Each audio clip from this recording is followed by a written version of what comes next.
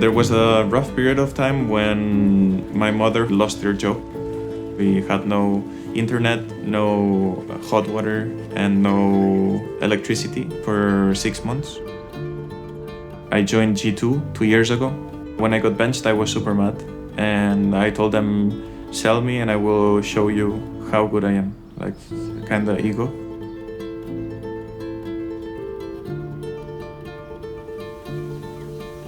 My name is Oscar Cañellas, most known as Mixwell in the VALORANT world, and I play as a professional player for G2 Esports.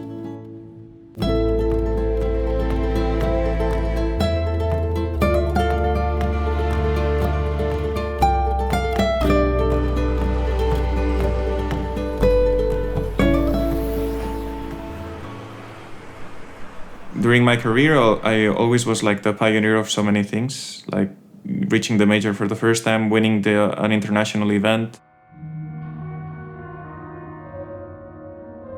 So when I moved to Valorant, I was really known. So I started doing videos on YouTube. Mi compañero, ¿qué hago? ¿Me espero a que mi compañero llegue por detrás? Eso es lo que debes hacer, ¿vale? Cuando tu compañero que llega por detrás por aquí esté ya acercándose, si no ha visto a nadie en larga, quiere decir que el cuarto tío que no has escuchado o está en punto o está en corta.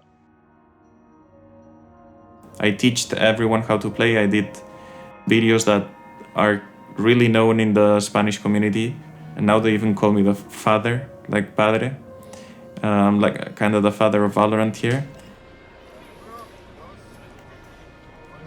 When I go out and people recognize me, they are really respectful, but you can see their emotions, and it always shocks me, especially at the start. It shocked me a lot because I'm just a normal person like they are. One of the things that I like the most of people that come to me and say something to me is, I will beat you one day. They look at me at the eyes and they tell me after taking the photo, I will beat you one day, just wait for me. And I think that's the one I like the most, the competitive side of things.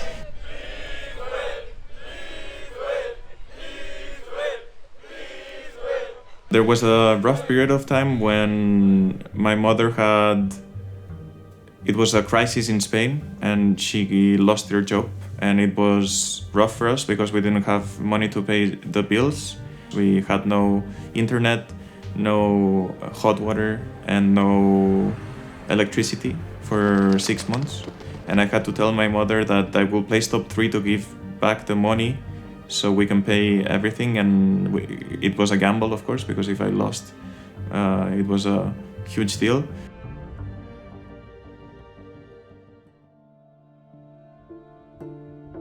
She gave me the money and I went to an event in Bilbao and I played and I reached top 3.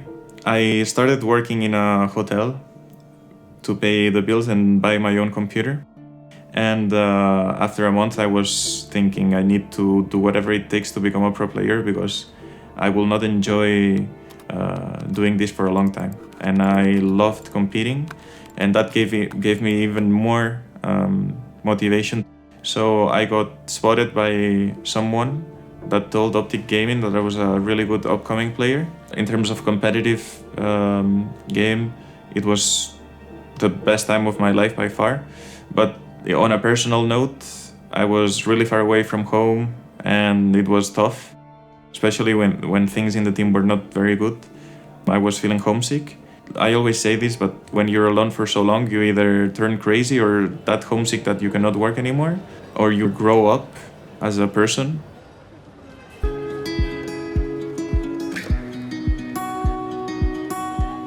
So when I came back from America, I wanted to do a Spanish project because I thought it was the time. I thought that we had really good players that could reach for the first time as 5, because I did it alone, but I wanted to do it as 5. I still have a really close relationship with them. My girlfriend works here. She's been working here for 4 years already. She knows everything I've been through. She knows what to say, what she cannot say, what I'm feeling at every moment. And she changed me as a person. It took 2 years to actually start having friends, and the friends that we've made were the ones we worked with. And for example, my editor, Alex, he was working with me on Movistar. And after I left, I was keeping a close relationship with him, and I contacted him to do my videos. And we've been working together for 2 years. He's a really close friend of mine. Tu hermano, que justo se ha pasado también a Valorant. Bueno, más bien él hace las entrevistas como yo, sí, que es el pequeño. Exacto. Sí. Además, ahora que se ha pasado a Valorant, el cabrón, en un mes es tan radiante. Un mes, o sea... Es una locura. Que pasas del LoL al Valorant, que no es... Que no tiene nada que ver, claro, no es el shooter y el pero... torso MOBA. Sí. Sí, pero está muy motivado, streameando todos los días y tal. Se ve todos los partidos, deja de streamear cuando jugamos nosotros para ver el partido. Le veo muy bien, estoy muy contento. Tendrá también la mentalidad de jugador. Claro, tiene bagaje de haber jugado al LoL profesionalmente. Sí, la verdad es que... Tiene buena pinta. Sí.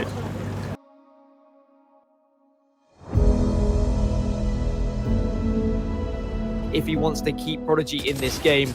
David B, though, ruins the day. 13-8, and G2 will be the champions of the Vitality European. G2 are your winner of the Ignition Series for the mandatory GG Cup. It will be G2, your champions here of the We Play Valorant Invitational.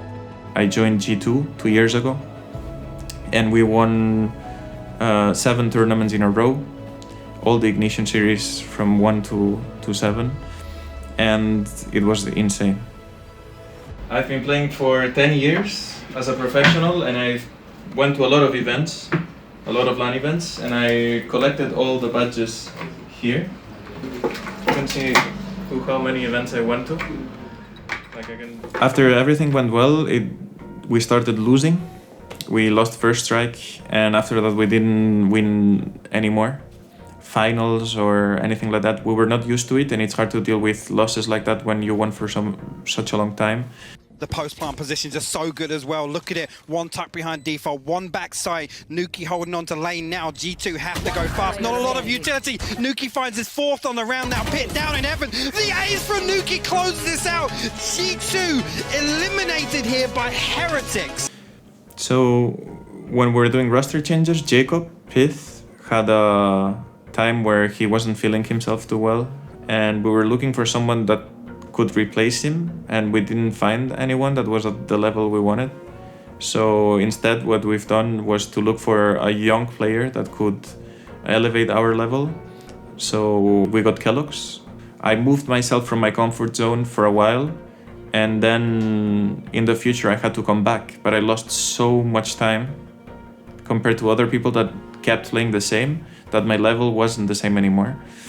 And I think I've done it to help the team, but it hurt myself a lot. If I could go back, I probably would have not done it. El conjunto de G2 saca la shorty. Kellogg's se cae con la vía de Ambi. 1 para 2. Kellogg's con la tormenta de cuchillas que cierra la ronda, el mapa y la serie. G2, que es equipo de la Masters de Berlín. And when we finally qualified, it was like a relief. Like finally, I'm gonna play on LAN. It's gonna be the first event. Everyone is super hyped. But we reached top 4. We had 0 points for champions, and we almost made it to champions with the last Masters of the year. We almost made like the huge comeback.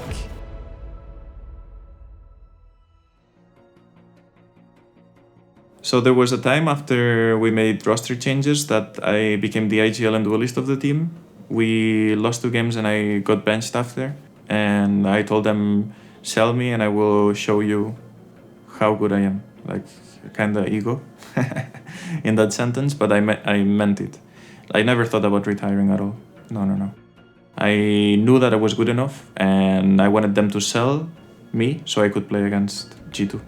I had that vengeance type of thinking the first few days, but after that I calmed down a little bit, and I thought, okay, I must have done something that wasn't good enough, so let's leave the ego aside and start working on those things first.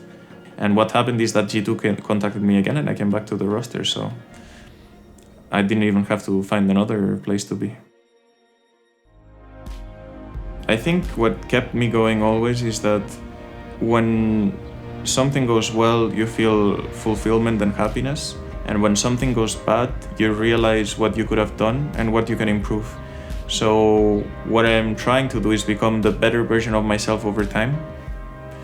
And what keeps me going is having the fire to keep improving. I'm enjoying it and I don't want to stop.